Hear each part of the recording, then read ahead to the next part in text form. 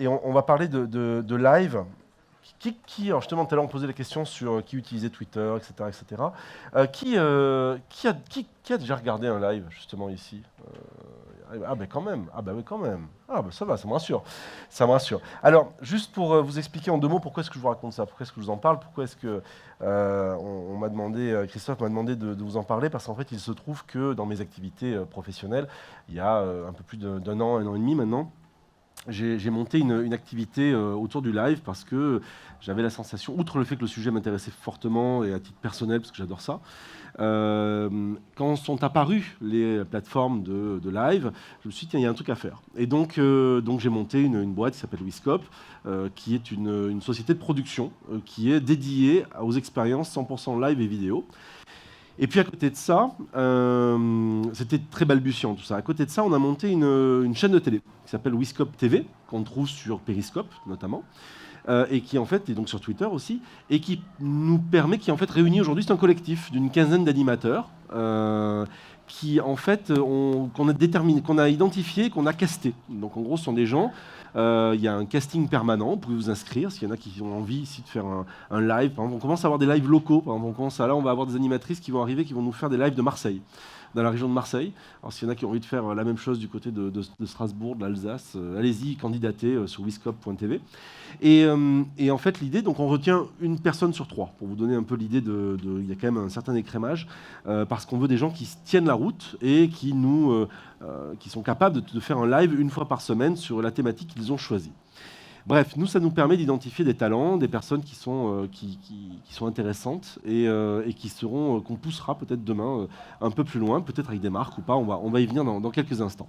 Bon, ça c'était juste pour vous expliquer un peu si ça veut bien marcher, voilà. Juste pour vous expliquer un peu la démarche dans laquelle aujourd'hui j'approche le live, autrement dit, certes d'un côté des prestations de services, certes, mais de l'autre côté aussi une dimension très expérimentale avec des animateurs, des gens un peu comme des blogueurs il y a quelques années, qui en gros défrichent le terrain comme nous. Ils sont comme nous, ils testent des choses, on teste avec eux sur la chaîne des émissions, des choses un peu techniques, et puis on essaie de voir un peu ce qui peut être intéressant à faire en termes de live, parce qu'il y a énormément de choses à faire, et aujourd'hui le terrain est complètement vierge. Alors, décidément, voilà. J'aimerais vous parler un peu du live, mais sous l'angle pas uniquement communication, parce que c'est très souvent ce qu'on retient du live, et plus en parler sous un angle plus business, plus utilisation du live pour en faire quelque chose pour vos entreprises, pour pas seulement s'arrêter à l'aspect communication. Donc j'ai une première question, effectivement.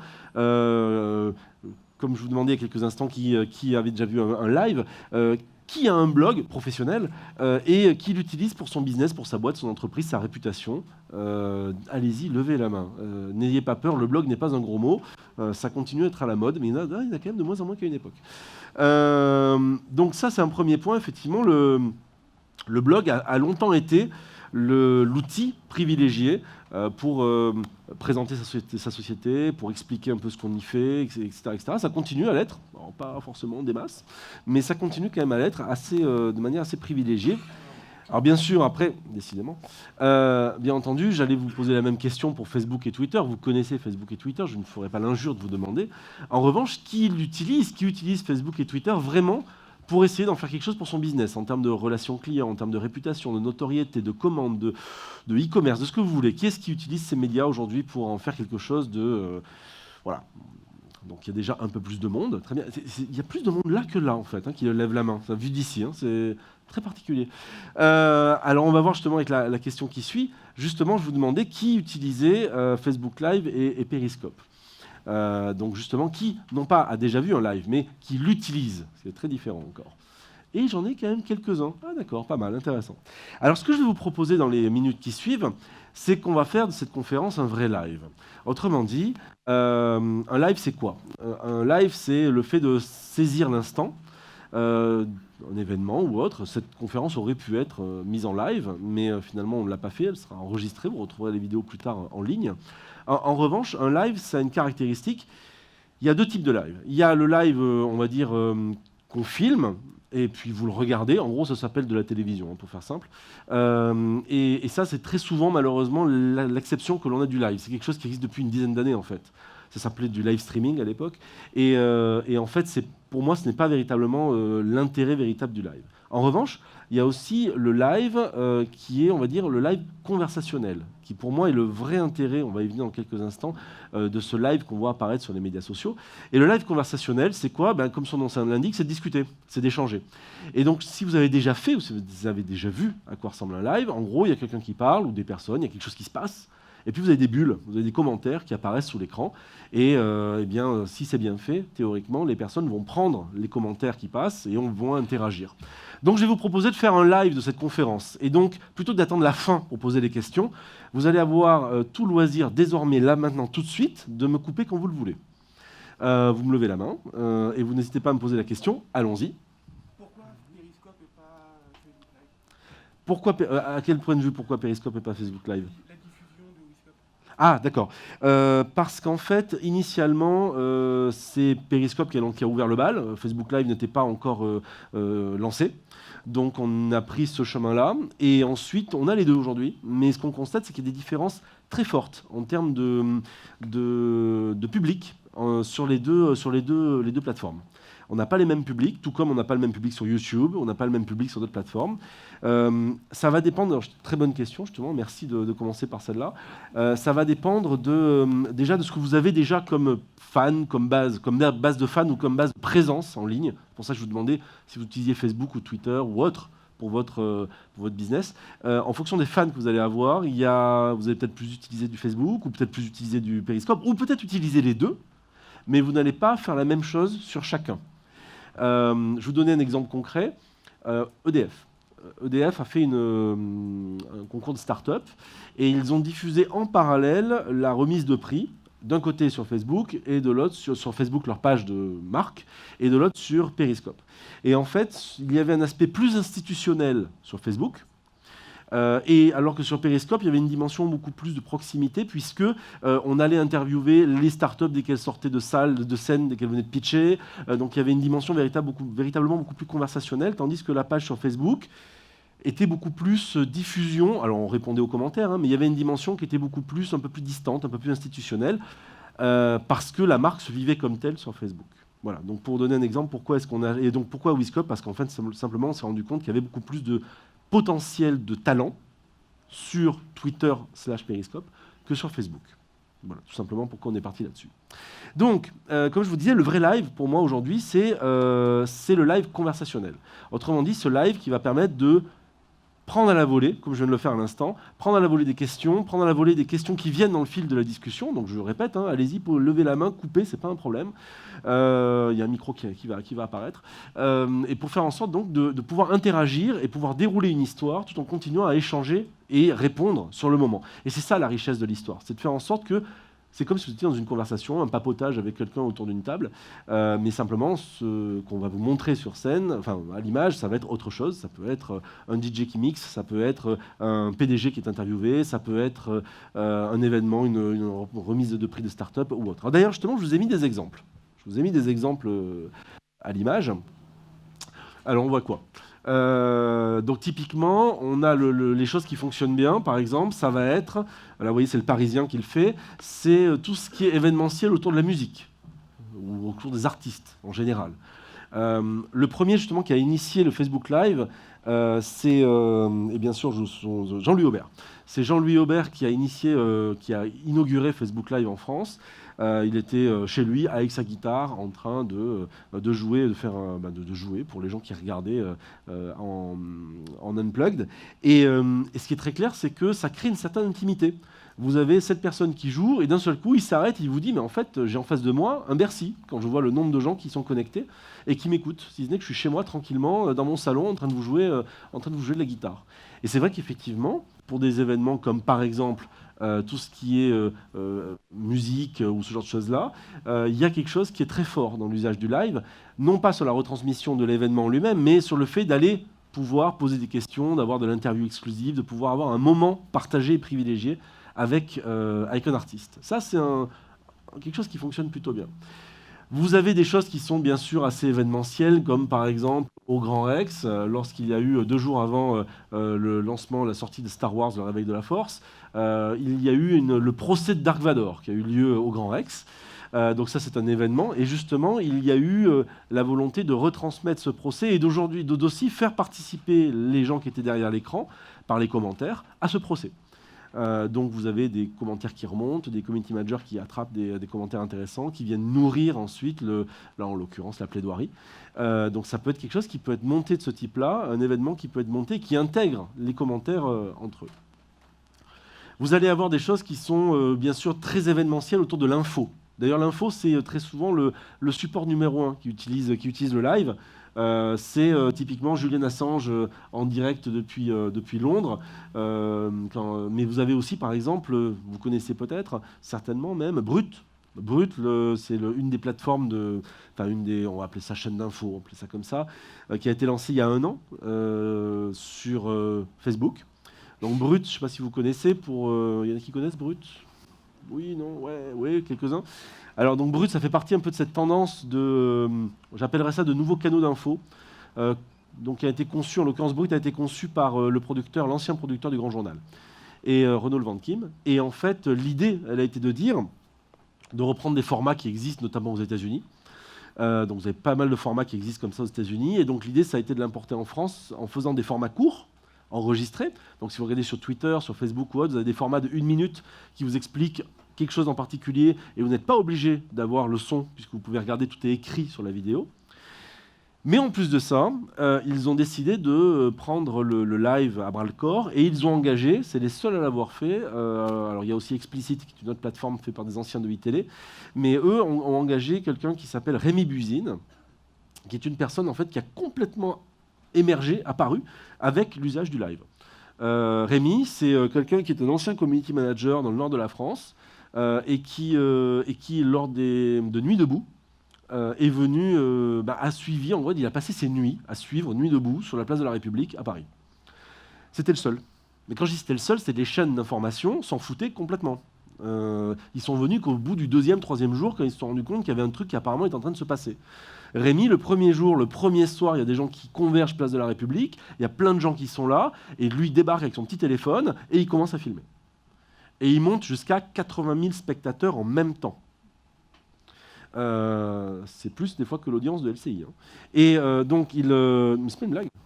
C'est pas une blague. Quand vous regardez les chiffres d'audience des chaînes de télévision, des chaînes d'info continue, c'est pas non plus BZF. Hein. Donc, le fait est qu'il a filmé, et il a filmé toute la nuit. Tellement bien qu'il y avait des gens qui se relayaient pour lui donner 2 choses, de l'eau et de la batterie pour pouvoir recharger son téléphone. Et parce qu'il disait à l'antenne, je ne vais plus avoir de batterie. Des gens venaient et lui branchaient, lui glissaient une batterie dans la poche. Il disait, tiens, vas-y, continue à filmer, montre ce qui est en train de se passer. Pardon, montre ce qui est en train de se passer.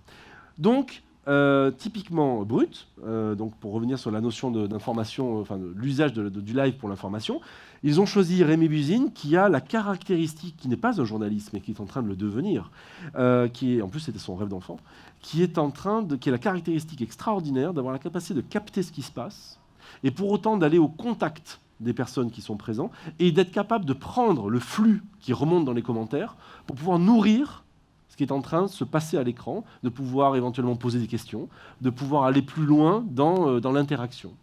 C'est un des rares qui sait vraiment bien faire ça. Il y en aura d'autres, hein, bien entendu. Les journalistes qui sortent aujourd'hui des écoles journalistes sont en train d'être biberonnés à ce genre de mécanique-là, donc vous allez avoir de plus en plus de choses comme ça. Mais pour autant, c'est une gymnastique très très forte à avoir, parce qu'il faut être capable à la fois d'être sur son sujet, d'être capable de filmer, d'être capable de capter ce qui se raconte, d'être capable d'aller voir des gens, de discuter avec eux, de prendre les commentaires qui passent, de prendre les bons commentaires qui passent, pour pouvoir nourrir le flux informationnel et pouvoir créer donc cette boucle qui va faire que les gens vont rester pendant des heures devant la vidéo. Quoi d'autre comme exemple ? Alors, vous avez aussi d'autres exemples, j'y reviendrai sur tout ça, mais c'est des choses que je vous picore comme ça en direct. Il y a aussi la capacité, puisqu'on est à l'RFD, donc on va parler de e-réputation, vous avez encore peu, malheureusement, mais je trouve que ça vient petit à petit, des PDG ou des DG, bref, des gens qui sont plutôt dans les COMEX des entreprises, qui utilisent le live comme un moyen, comme certains utilisent Twitter, comme un moyen d'être en direct, au plus près de leur public. Là, typiquement, lui, c'est le PDG de T-Mobile aux États-Unis. Ce type est une star. Mais je plaisante pas, ce type est une star. Il a plusieurs centaines de milliers de followers et il est dingue, il est extraordinaire. Il n'hésite pas à se mettre en scène, à véritablement être au plus proche des choses. Alors soit à s'amuser, à s'habiller en Santa Claus ici, ou bien tout simplement de se filmer en train d'aller à une réunion, ou bien d'aller dans une boutique T-Mobile ou autre. Ce qui est intéressant, c'est que le PDG de T-Mobile, lui, a décidé de mouiller la chemise parce qu'aux États-Unis, T-Mobile, c'est une marque outsider. C'est une marque qui n'est pas très connue, enfin qui est connue, mais c'est pas l'opérateur, c'est pas le numéro 1 du marché. Donc, comme ils ont un positionnement qui est un peu, si je disais à la Free, on va dire un peu qui essaie de secouer le marché, eh bien, le PDG est à l'aune de ça et il a décidé d'utiliser le live régulièrement. Et c'est pas un coup d'épée dans l'eau, il est véritablement accro à ce média-là. Il a décidé d'utiliser ce média-là pour faire en sorte d'appuyer la promesse de la marque qu'il représente, et puis aussi faire en sorte de se montrer lui-même et de faire vivre ça. Et ça, je trouve ça hyper intéressant, c'est risqué aussi, et à la fois pas tant que ça, puisque finalement, il est en interaction directe avec ceux qui composent les clients de sa marque. Donc ça veut dire qu'il est capable d'être au plus proche de ceux qui composent les consommateurs de sa marque. Et donc ça veut dire que quand il voit les commentaires, quand les gens viennent lui parler, c'est potentiellement des gens qui utilisent T-Mobile, et donc il a la capacité de savoir au plus près, de prendre le pouls des gens qui composent aujourd'hui les utilisateurs de sa marque. Vous avez d'autres exemples, je vous répète, vous me coupez quand vous voulez, allez-y, n'hésitez pas. Vous avez... Bien, je profite d'avoir le micro pour te couper du coup. Eh bien vas-y. Puisque tu parlais d'acteurs qui viennent de la base, comme Monsieur Buzine, on voit qu'il y a des PDG également qui s'y mettent, donc on a un objectif un peu commercial. Donc là, on a quelque part une confiscation des médias traditionnels, des télés traditionnelles. Est-ce qu'on n'a pas un risque aussi quand les gens du pouvoir politique s'y mettent, comme notre président Macron qui est sur Facebook Live quasiment 2 fois par jour, dès qu'il se déplace, on ne voit plus les caméras télé, on voit que ses caméras lui en fait. Alors, j'aime pas le terme de confiscation, parce que confiscation, on va dire qu'on est au temps de l'ORTF où il n'y avait que 3 chaînes de télévision et en gros, on n'avait pas le choix de ce qu'on regardait. Je dirais plutôt que c'est un canal de plus. Donc, autrement dit, on a la capacité de pouvoir émettre, effectivement. Mais le point que tu soulignes est le suivant, et j'y viens justement après, mais je vais le dévoiler un peu maintenant. Ça veut dire que chacun peut être un média aujourd'hui. Alors, c'est une phrase un peu galvaudée, ça fait un peu bullshit, mais c'est une phrase qu'on aime bien sortir comme ça quand on est en présentation en agence. Mais globalement, c'est vrai. On a cette capacité-là. Après, il faut avoir le talent. Mais il y a la possibilité aujourd'hui de le faire. Il faut ensuite le travailler, il faut l'éditorialiser, il faut le construire. Ça ne se fait pas juste en sortant son téléphone en faisant ça, sauf si on est vraiment, vraiment bon.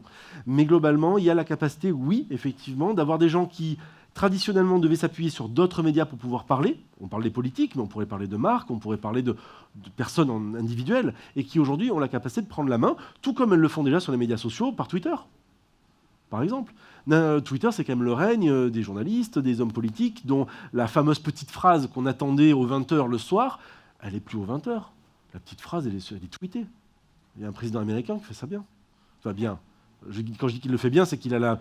Je ne sais pas s'il a vraiment la maîtrise. Mais tout au moins, il est accro à ça. Et sa diplomatie, elle passe par là. C'est un peu flippant, d'ailleurs. Donc, dans tous les cas de figure, ce qui est fou, c'est de voir ça. Donc, effectivement, il ne s'est pas encore mis au live. Enfin, je pense qu'à mon avis, ils le retiennent. Mais dans tous les cas de figure, on a effectivement, je ne répète pas de notion de confiscation, mais on a effectivement un canal de plus qui font que, je prends l'exemple, non pas, alors pas forcément d'Emmanuel Macron, mais du parti, donc La République En Marche, qui a très clairement dit un truc. Ils sont en train de recruter actuellement des journalistes et des cadreurs, parce qu'ils veulent être leurs médias. Et ça, ils l'ont dit très clairement. Ils ont dit, voilà, on veut avoir la capacité de, comme ils ont fait pendant la campagne, d'être capable de prendre la parole n'importe quand et de pouvoir diffuser des informations qui leur sont propres, de pouvoir réagir à d'éventuelles informations fausses ou pas fausses, fake news ou pas, c'est pas la question, mais d'avoir la capacité de prendre la parole pour pouvoir le faire. Pourquoi pas ? Donc effectivement, oui, on va dans ce sens-là. Donc ça veut dire aussi qu'il faut avoir la capacité de prendre du recul. Mais ça, on va y venir. Donc pour finir dans les exemples que je vous donnais, je vous en redonnerai d'autres par la suite. Le point, je fais gaffe à l'heure quand même, il me reste 11 minutes. Et puis donc pour finir dans les exemples que je vous donnais, il peut y avoir bien sûr plus classiquement de la campagne de com qui peut être faite, du montage de campagne de com, d'événementiel, fait par par exemple par des marques de voitures qui aiment bien. Là-bas au fond, il y a quelqu'un. Alors je suis désolé, en fait je vous explique, il y a des projets dans la figure et en fait je vois une ombre au fond, donc n'hésitez pas à... Voilà. Ouais, je vais me lever. Je voulais poser la question, la difficulté sur l'interaction en live Oui. et la modération.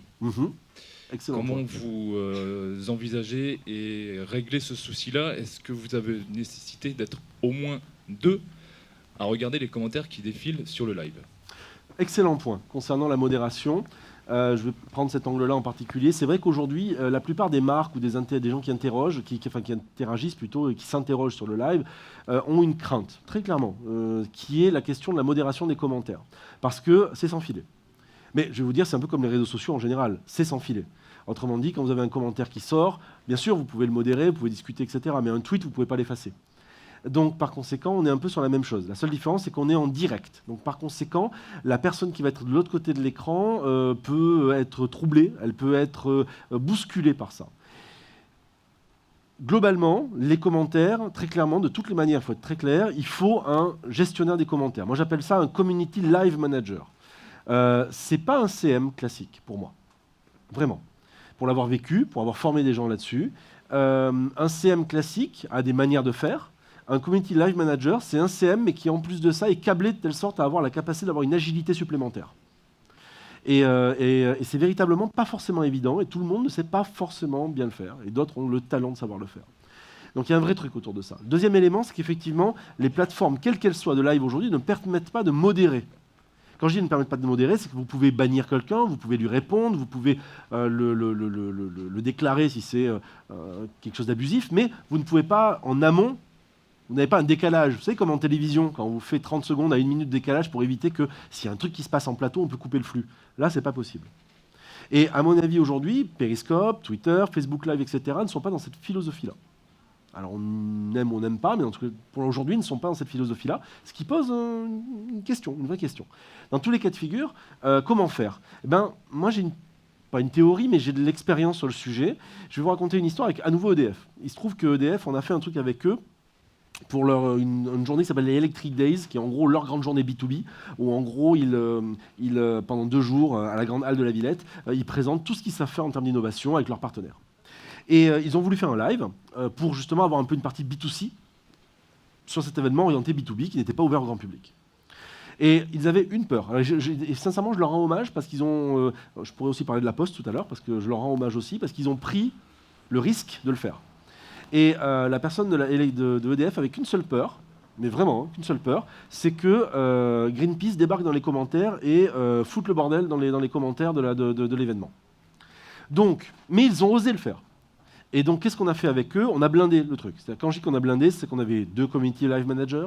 À côté d'eux, on avait la directrice des médias sociaux qui était là, prête à épauler éventuellement pour pouvoir répondre ou donner des éléments de réponse.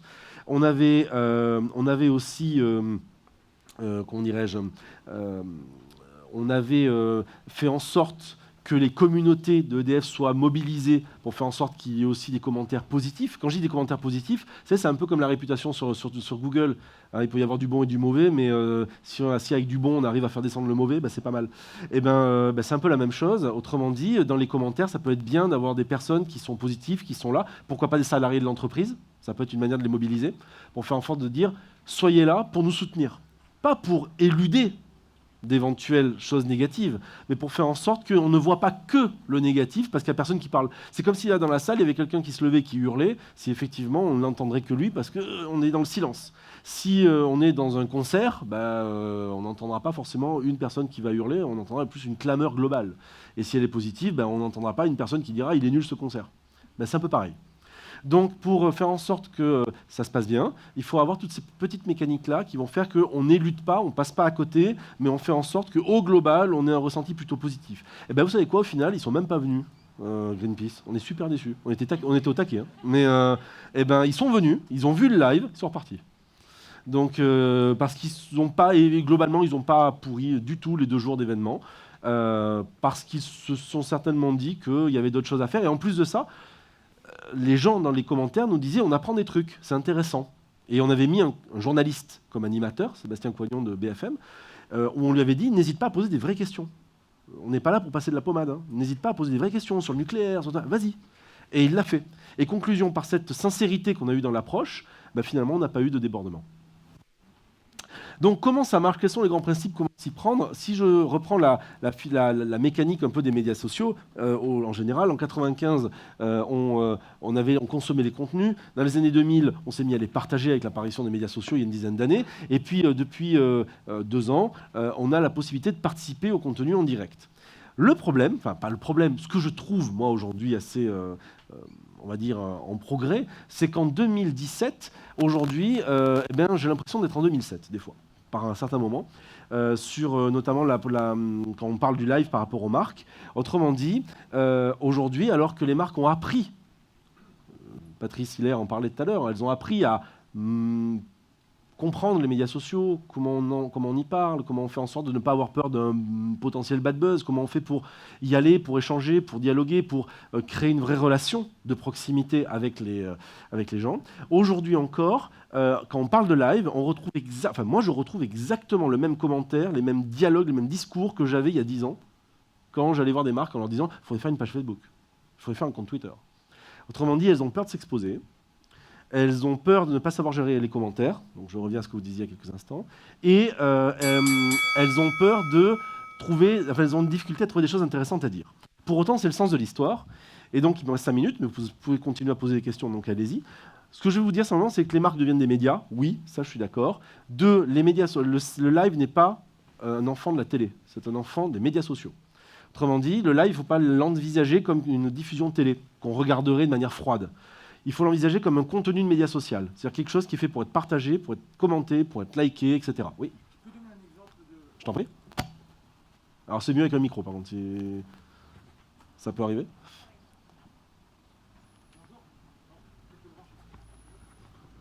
Bonjour. Comme il reste que 4 minutes, c'est de faire un petit peu court pour que je puisse finir. Je vais participer, moi, à un live pour Leroy Merlin. Je ne suis absolument pas bricoleur. Et justement, le but, c'est ça. C'est que je ne sais pas faire. Et ils vont demander dans les commentaires aux gens de m'aider à fabriquer quelque chose. Voilà. Ben voilà un exemple typique de format, qui est très simple dans sa structure, mais qui va permettre de créer une interaction naturellement dans l'ADN lui-même du live. Et pas genre, on filme quelqu'un, et puis on verra bien ce qui va se raconter. Dans la mécanique même, on va avoir cette logique-là. Donc merci. Et donc justement, ça me permet de rebondir sur les médias classiques, télé, radio, presse, émettent des messages, tandis que les médias sociaux lancent des conversations. C'est exactement ça. C'est pour ça que je vous dis que le live est un outil de média social. Ça touche tout le monde. Point hyper important. Le live touche l'externe comme l'interne. Mais vraiment, quand j'ai interviewé le PDG de la Maïf, en fait, cette personne est très présente sur Twitter. Et un jour, je lui envoie un message par Twitter et je lui dis écoutez, si vous êtes très connecté, est-ce que vous accepteriez que je vous interviewe? Il me répond en DM, il me fait oui, j'accepte. Je lui fais très bien, est-ce que vous acceptez de le faire en live? Il me répond d'accord, on tente. Il m'a donné 45 minutes de son temps, après son conseil d'administration. Et je l'ai interviewé pendant 45 minutes à bâton rompu sur l'évolution de son métier, l'intelligence artificielle, les GAFA qui arrivent et qui risquent de changer éventuellement de faire disparaître les sociétés classiques d'assurance, etc., etc., etc. Truc intéressant, c'est qu'il y a eu énormément de commentaires. Lui-même était très surpris, parce qu'il y a eu plusieurs milliers de gens qui ont regardé ce live. Et truc hyper intéressant, c'est que le lendemain, j'ai la personne de la com qui m'envoie un message et qui me dit « Le live a été hyper regardé en interne ». Et en fait, le truc dingue, c'est qu'il y a plein de gens qui nous ont dit « Ah, notre président, enfin notre DG plutôt, notre DG, il porte un message en interne sur la transformation numérique, mais en fait, il l'incarne vraiment. Là, parce qu'il vient de faire, il nous prouve vraiment par la pratique qu'il n'a pas peur de mouiller la chemise. » Et j'étais très surpris moi-même le premier, parce qu'effectivement, ce live avait avant tout été vu et avait été une preuve pour les gens de l'interne. Ça ne s'improvise pas, ça vous l'avez compris, ce que je viens de vous dire. Ça se construit, donc quand on dit ça se conçoit, on doit réfléchir. Il me reste combien de temps? Parce que j'ai plus le chrono qui tourne. Donc, je pense qu'il reste 2-3 minutes. 2-3 minutes, d'accord, très bien. Parfait, 2 minutes, très exactement. Le truc intéressant à retenir aussi, allez, en zone 1 ou 2 chiffres, histoire de faire bien, c'est que aujourd'hui, il y a des études qui disent que 96% des consommateurs trouvent les vidéos utiles pour leurs décisions. Et donc le live permet de créer une discussion, et par exemple typiquement dans les usages, je vais y venir tout de suite, de créer de la proximité, et créer de la proximité et de l'émotion. Parce que justement, si vous apprenez quelque chose pour savoir faire un meuble, eh ben, vous allez avoir une certaine fierté, et c'est une émotion la fierté. Plein de choses comme ça qui vont créer donc de l'engagement, parce que voilà, vous avez de la proximité, vous avez quelque chose qui se crée avec la personne qui est de l'autre côté de l'écran. Et donc, juste pour finir, je vais sauter quelques slides et je vais juste montrer sur les usages. Voilà, pour finir. Les cas d'usage. que j'ai pu remarquer à l'aune de mon expérience jusqu'à présent, et c'est pas fini, c'est que finalement le live, ça sert énormément pour les interviews de dirigeants, je viens de vous en parler, pour les questions-réponses, pour les Q&A, pour les FAQ, mais pas sous l'angle conférence de presse. Sous l'angle, on a fait une conférence de presse, et maintenant on fait un truc spécifique avec vous qui êtes de l'autre côté de l'écran. La promotion de contenu, la démonstration de produits, ça marche très très bien. Le lancement de produits, le service client. Vous avez des entreprises qui commencent à faire du service client par le live. Vous pouvez avoir aussi tout ce qui est les coulisses du jeu. Oui, et je vais prendre votre question pour finir, Philippe. La vente à distance, le 360. On en a fait avec la Poste avec Vivatech. On a immergé ils avaient un magnifique stand avec un arbre. Et en fait, on pouvait tourner autour de ce stand. Et Patrice, ici présent, nous a dit tiens, ce serait génial si on pouvait s'immerger. Et donc, on a fait un live 360. En gros, c'est vous qui, avec votre téléphone, pouviez regarder autour de vous et vous faisiez la caméra. Et vous pouviez vous immerger dans le stand. Je prends la question et on finira là-dessus. Alors, on a bien compris que le live n'était pas de la télévision, mais va-t-il falloir réinventer les codes vestimentaires, maquillage, déambulation, phrasé, regard face caméra ou semi-profil parce que, bon, même si c'est pas de la télévision, on est quand même derrière un écran et on aime bien voir des choses qui sont agréables à voir. Je suis complètement d'accord. Mais le fait est que, alors je répondrai là-dessus, je finirai, si on peut mettre juste le dernier slide, c'est ce truc qui claque à la fin. Pour répondre à la question, moi je pense que les codes, ils ont déjà été réinventés, ne serait-ce par YouTube et les YouTubeurs. Le côté je me filme mal et quelque part on s'en fout si l'image n'est pas géniale, mais ce que je raconte est peut-être plus important. On l'a constaté, alors ça dépend quoi, hein, on est d'accord. Si je fais la révélation de la dernière DS7, ce qui a été le cas, on va pas faire un truc mal filmé, moche et qui n'est pas à la hauteur de la voiture qui se veut être une voiture haut de gamme, haute couture. En revanche, si par exemple je fais, ce qui a été le cas, un live depuis des émeutes comme il y a eu à Aulnay, avec quelqu'un qui a filmé des choses que les journalistes ne filmaient pas, parce que le gars était en plein cœur en train de filmer des gens en train de péter les abribus, ben, quelque part l'image elle vibre mais on s'en fout, parce que ce qui est intéressant et limite plus important c'était le son. Et ce que je constate, c'est qu'effectivement, des fois, l'image est moins importante que le son, qui est très importante. Donc, pour revenir sur les codes, je pense qu'il y a une vraie école qui va se créer, qui est un peu à mi-chemin. Déjà, YouTube et les YouTubeurs au sens large, hein, les gens qui ont fait de la vidéo, je ne parle pas que des YouTubeurs amusants, je parle en général. Aujourd'hui, ont réinventé certains codes, déjà. Et je pense qu'effectivement, oui, le live, dans certains cas, va réinventer certains codes. Dans certains cas, on retrouvera les codes, je ne sais pas, de l'actualité, de l'information, genre embedded, comme on dit, autrement dit, le journaliste au cœur de l'information, ou bien des fois, donc, dans de la mise en forme de certains contenus, on retrouvera ça. On a des marques qui nous disent, on aimerait faire un truc qui ressemble à un journal télé. Et on leur dit, il ne faut pas le réfléchir comme ça. Peut-être qu'à la fin, ça ressemblera à un journal télé, mais il faut le réfléchir différemment. Qu'est-ce que vous voulez faire avec ? Quel est l'objectif ? Et deuxième élément, qu'est-ce que vous voulez comme interaction ? Puis après, on verra si le bon format, c'est une table ronde ou quelqu'un derrière un bureau, quoi. Donc oui, c'est une excellente question. Je n'ai pas la réponse complète là-dessus. Mais c'est une excellente question. Et donc, juste pour finir, effectivement, les marques adorent parler de love brand. Elles adorent dire qu'elles sont des marques aimées et justement qui sont proches. Moi, j'ai la conviction que pour en faire des love brands, il faut en faire des live brands. Voilà, c'était juste histoire de faire la blague. Mais en plus, j'en ai la conviction. J'en ai la vraie conviction. Et aujourd'hui, je pense vraiment, comme je vous le disais, qu'elles ont encore la nécessité de comprendre ça et de se l'approprier. Donc, on est vraiment au démarrage de ce qu'on a été il y a quelques années avec les médias sociaux. Donc, autrement dit, il y a un truc extraordinaire qui va se passer. On en reparlera certainement dans les années à venir ici. Merci Damien. Mais je t'en prie.